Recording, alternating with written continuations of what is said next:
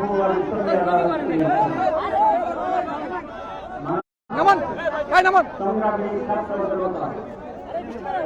আলাইকুম ওয়া রাহমাতুল্লাহি ওয়া বারাকাতুহু।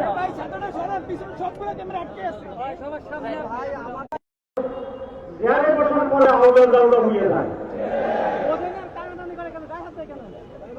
এই জন্য নতুন সরকার আসলে এখানে ভালো করে পরিষ্কার করে জিনগুতের দোয়া পড়ে গাছ গলায় কান সরাইয়া আমাদের দেশের উপদেষ্টা মন্ত্রী প্রধানমন্ত্রীকে বসাইলে কিছুটা হলেও সঠিকভাবে দেশ চালাতে 54 বছরে কোন নির্বাচনে দেখে নয়।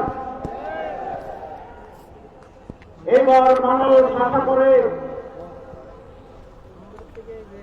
এবার একটি সুষ্ঠু নির্বাচন হবে। আমরা ইলেকশন চাই, সিলেকশন চাই না। এই নির্বাচন একটি ডিজাইনের মাধ্যমে সম্পন্ন করে জনগণের ভোটাধিকারকে আবার হরণ করার পায়তারা ষড়যন্ত্র চলছে। যদি সেরকম তৈরি করা নির্বাচন হয়, বিদেশের ডিজাইনে নির্বাচন হয়, তাহলে বাংলার মানুষ জীবন এবং রক্ত দিয়ে একটি সুষ্ঠু নির্বাচন আদায় করবে ইনশাআল্লাহ। আমরা আবারও বলতে চাই মাইকে, বাংলাদেশ জামাত ইসলামী নির্বাচনে যেতে চায়,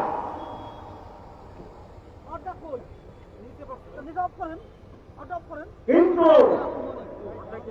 তার আগে সুষ্ঠু নির্বাচন হওয়ার বিষয়গুলো জনসমক্ষে উদ্ভাসিত হতে হবে, পরিষ্কার হতে হবে, আনন্দমুখর পরিবেশ তৈরি করতে হবে।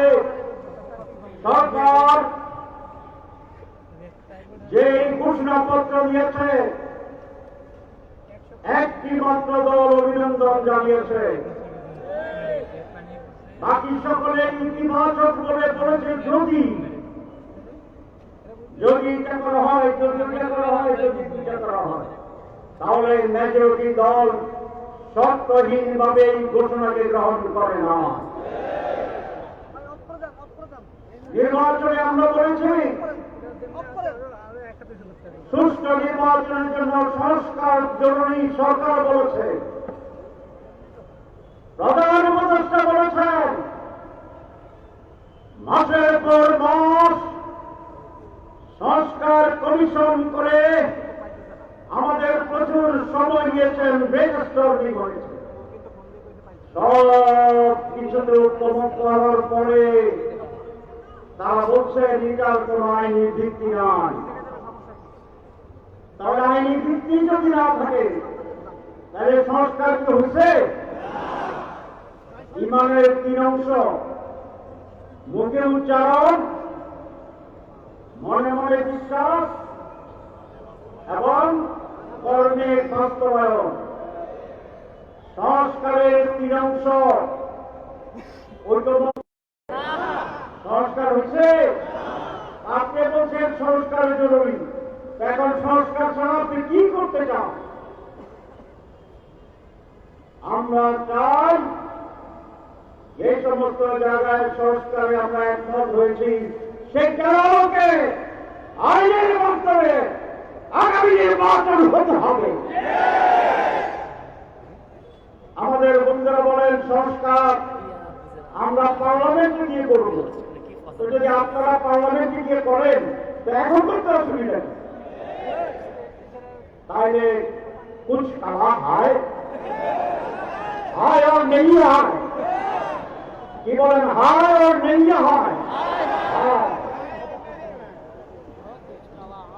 এই কোন কালো দাগ নিয়ে জনগণ বিতর্কিত নির্বাচন আর চাইবে না, যাবে না, চায় না।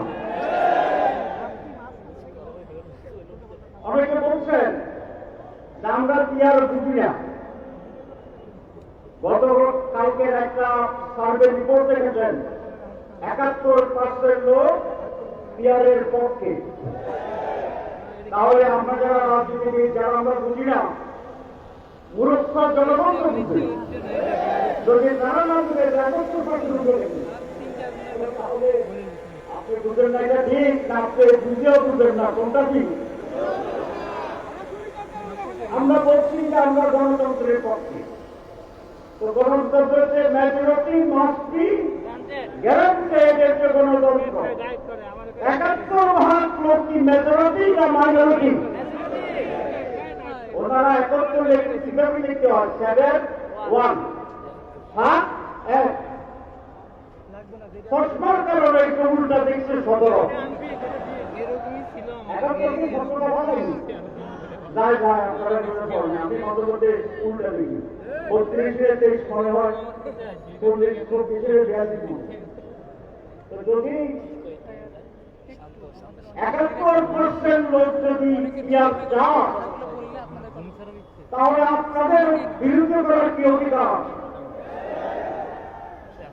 মেজরিটি মানুষের মত প্রকাশ এবং সেভাবে কার্যকরণের নাম হচ্ছে ডেমোক্রেসি। যারা মুখে বলে ডেমোক্রেসি, বৃহত্তর জনগণের মতকে গুরুত্ব দিতে চায় না, তাদের ব্যাপারে বলা যায় মুখ মেয়ে শেখ করি গেলে করবো, তাই ওনাদের ক্ষমতায় যাবেন, এটা প্রায় নিশ্চয়তা পাইছেন। ঠিক আছে না? তাহলে ভোটের আগে যদি একটা দল ক্ষমতায় যাওয়ার নিশ্চয়তা পায় তাহলে ইলেকশনটা কেমন হবে বোঝা যায় না, যায় না। তাহলে আপনাদের কথা জামাত ইসলামী এদেশের মানুষ অনেক পুরো আমরা আলোচনা করছি সুস্থ এবং জনগণের শেষ করতে চাই। এই দেশ আমাদের আপনাদের সকলের, এই দেশ কোন পদ্ধতি চলবে সেই সিদ্ধান্ত নেওয়ার ক্ষমতা জনগণের, আপনাদের। আসুন ভাই লড়তেছেন, যোগদান করতে চাই।